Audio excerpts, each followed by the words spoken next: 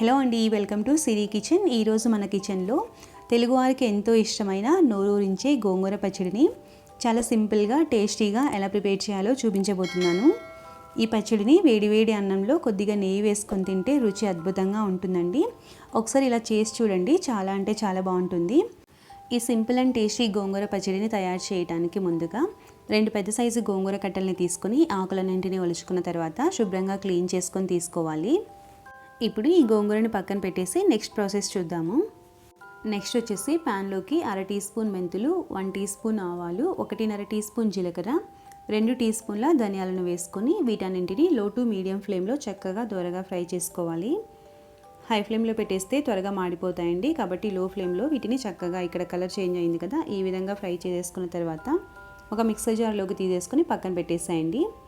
Same ఇదే ప్యాన్లోకి 15 నుంచి 20 వరకు ఎండుమిర్చిని తీసుకొని వీటిని కూడా లో టు మీడియం ఫ్లేమ్లో చక్కగా దూరగా వేయించుకోవాలి, మాడిపోకుండా చూసుకోండి.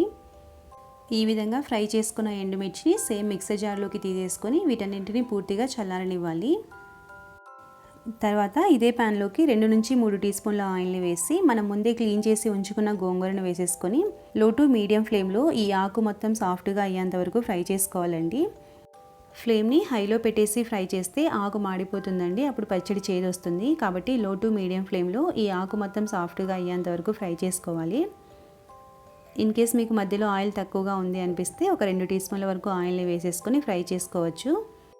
ఇలా ఇక్కడ చూపిస్తున్న విధంగా ఆకు మొత్తం బాగా సాఫ్ట్గా అయిన తర్వాత స్టవ్ ఆఫ్ చేసుకొని పూర్తిగా చల్లారనివ్వండి. ఇవన్నీ పూర్తిగా చల్లారిన తర్వాత మనం చేస్తున్న పచ్చడి గోంగూర పచ్చడి అయినప్పటికీ కొంచెం చింతపండు వేసుకుంటే టేస్ట్ చాలా బాగుంటుంది, కాబట్టి కొంచెం చింతపండు వేసుకోండి. తర్వాత ఇందులోకి రుచికి సరిపడా సాల్ట్, అలాగే 7 నుంచి 8 వరకు వెల్లుల్లి రెబ్బలు వేసుకోవాలి. ఇప్పుడు వీటన్నింటినీ మెత్తగా కాకుండా ఇక్కడ చూపిస్తున్న విధంగా కొంచెం కోర్స్గా బ్లెండ్ చేసుకోండి. తర్వాత మనం ముందే ఫ్రై చేసి ఉంచుకున్న గోంగూరను కూడా వేసేసుకొని ఇక్కడ చూపిస్తున్న విధంగా గ్రైండ్ చేసుకుంటే సరిపోతుందండి. ఇప్పుడు ఈ పచ్చడికి తాలింపు వేసుకుందాము. ఈ పచ్చడికి పోపు వేసుకోవడానికి ముందుగా ప్యాన్లోకి 2 టేబుల్ స్పూన్ల ఆయిల్ని వేసేసుకొని ఆయిల్ హీట్ అయిన తర్వాత పోపు దినుసులన్నీ వేసుకోవాలండి. 1/2 టీ స్పూన్ ఆవాలు, 1/2 టీ స్పూన్ జీలకర్ర, 1/2 టీ స్పూన్ పచ్చిశనగపప్పు, 1/2 టీ స్పూన్ మినప్పప్పు, అలాగే 2-3 ఎండుమిర్చి, కొద్దిగా కరివేపాకు వేసుకొని పోపు దినుసులన్నీ చక్కగా ఫ్రై అయిన తర్వాత మనం ముందే గ్రైండ్ చేసుకున్న గోంగూరను కూడా వేసేసుకొని ఈ విధంగా ఒకసారి అంతా బాగా కలుపుకోవాలి. తర్వాత ఇందులోకి ఒక మీడియం సైజు ఉల్లిపాయని సన్నగా తరుక్కొని వేసుకోవాలండి. ఈ పచ్చడి కొంచెం వేసుకున్న రైస్లోకి బాగా కలుస్తుంది. ఇలా ప్రిపేర్ చేసిన ఈ పచ్చడిని ఒక 8 బాక్స్లోకి తీసుకొని ఫ్రిడ్జ్లో స్టోర్ చేసామంటే వారం 10 రోజుల వరకు ఫ్రెష్గా ఉంటుంది. అదే బయట అయితే ఒక 5 డేస్ వరకు ఉంటుంది. అంతే అండి, మన తెలుగు వారికి ఎంతో ఇష్టమైన గోంగూర పచ్చడి రెడీ అయిపోయింది. ఈ రెసిపీని మీరు కూడా ఈ విధంగా ఒకసారి ట్రై చేసి ఎలా వచ్చిందో మీ వాల్యుబుల్ ఫీడ్బ్యాక్ని నాకు కామెంట్ రూపంలో తెలియచేయండి. ఈ వీడియో మీకు నచ్చినట్లయితే లైక్ చేసి, షేర్ చేసి, కామెంట్ చేయండి.